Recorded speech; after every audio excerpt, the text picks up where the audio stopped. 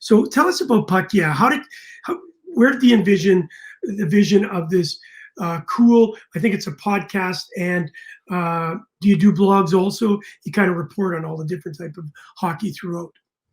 Yeah, so I mean, Puck has kind of just evolved throughout. We've been going for like 3 years now. It all started from, so I've been working in the New Zealand news and sports media since like 2011.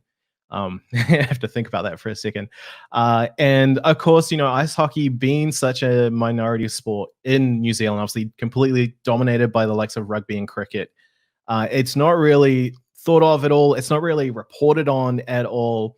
So even when I was there working at 3 News, I was just trying to, push the producers and stuff and be like, hey, this is really cool. Like, check out the West Auckland Admirals and the Botany Swarm. Like, this New Zealand Ice Hockey League is awesome. And they'll be like, yeah, we don't really do ice hockey. So I was like, okay, but you kind of I wore them down a little bit. I think to the point they were just like, all right, let's just shut them up for a little while. And they would let me do a story every now and then.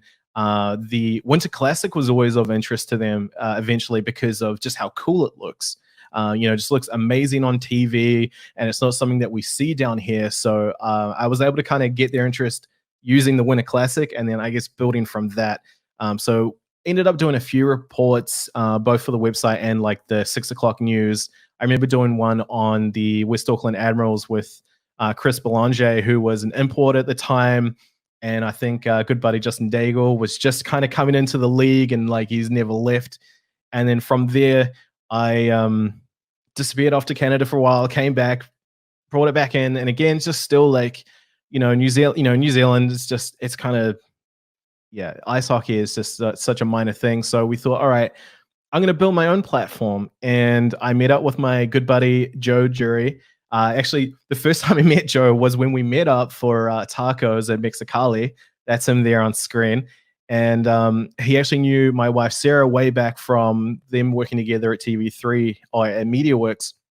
We were all kind of part of the same massive media family.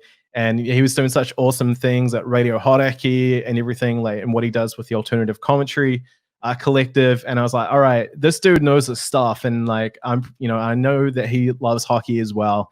And he's a good talker too. He's such a great guy. So we met up, we talked about the podcast and everything, and we just got it going. So we launched the podcast like 3 years ago. We did a few episodes in one of the studios there at Radio Horaki at the NZME building, and just kind of went from there. We interviewed like my good friend Jez Brown that was he ran Slapshot Productions, which was doing basically all the NZIHL broadcasts at the time.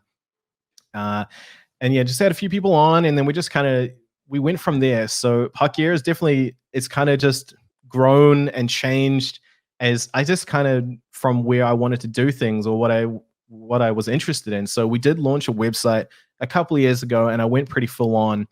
Do we have a website? No, it's like I said, it's kind of moved, like it changes. So we had a website running for a couple of years.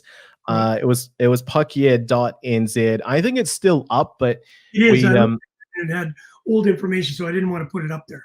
Yeah. So it was pretty old as far as, I don't think I've written an article there in like maybe a year or so, but we use that as a way of kind of, covering New Zealand ice hockey, both the men's and the women's and the international teams, and a little bit of fun NHL stuff every now and then. We're like, there's no point with Puck Yeah, there's no point in really covering the NHL or North American hockey, we thought, because there's so many other awesome like podcasts and stuff already doing that.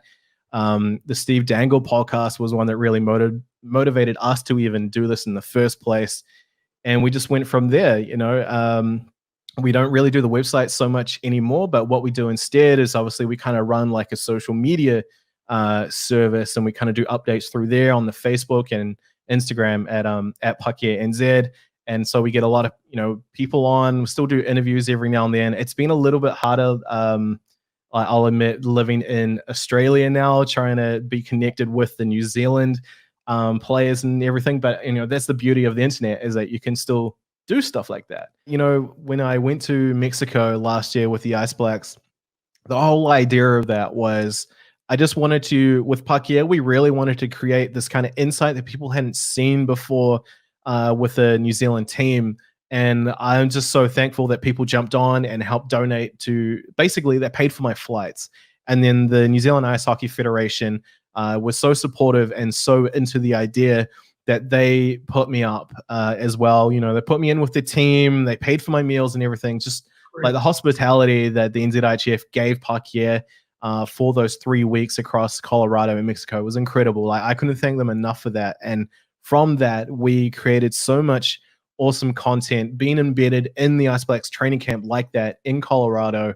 You know, we were putting up videos and stuff all the time. And, you know, I was seeing comments from, you know, legends of New Zealand ice hockey like Graham Glass, just being so stoked to be able to get that kind of insight and information that we probably wouldn't have seen before.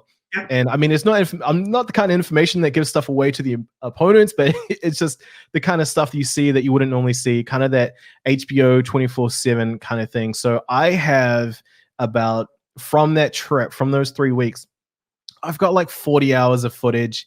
And the whole intention of it was, aside from providing all that lead up and all the coverage throughout the tournament, is I wanted to create a documentary out of it. And I'm still sitting on that idea. Like, I know how I want it to end, but my ending hasn't happened yet, where the Ice Blacks win the gold medal and go up a division in the IIHF. That's ideally, that's how I want to end it. I mean, so much happened on that tournament. You know, Schneider, he got injured. I think it was his ribs, and he was still playing through the pain. He got it wrapped up. Sonny, the physio who looks after the team, and he also looked after the Ice Ferns. Man, he is incredible. He works such magic with his hands and his little like massage gun and his suction cups and everything. Incredible. He kept that team in shape. And then, you know, of course, Callum Burns, this, you know, one of our best defenders. He's so quick. He's a joy to watch on the ice. And he just, you know, I think he went down in the first game, and it was just, yeah, it sucked to see that. You know, he's such a great kid, and you really cheer for guys like that. So, unfortunately, the Ice Blacks, we've hit the wall with the Israeli team coached by Bobby Holik.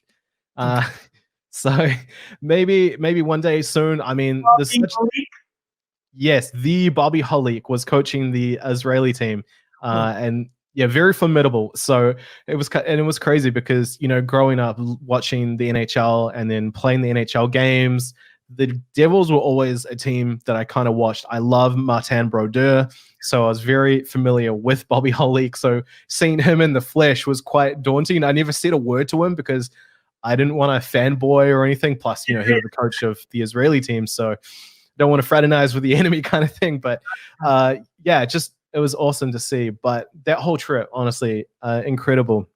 And I'd love to one day do something very similar with the Ice Ferns if I can, because if time allows and everything, and, you know, getting on a bit, you know, and work commitments and everything like that. But, you know, they've got such an awesome core group in the women's national team. You know, you've got the likes of, you know, Helen Murray, Christy Woodyer-Smith, Hannah Shields, and Charlie Malari. You know, they've all been there, and they're all hitting that 10-year mark. And I feel like it would be really special for them to kind of finally hit that point where we get to the next level as well. And they're so close. In the last couple of years, the Ice Ferns have been so consistent, and they've been coached so incredibly well by Rachel Park that I think we're really close. And I feel like New Zealand is starting to really push the boundary there of where we can go with ice hockey. That's so true. I mean, if we got Andy Hay in the crowd here, like, he, just shout out to him. He's been so supportive of everything that I've done from the very get-go.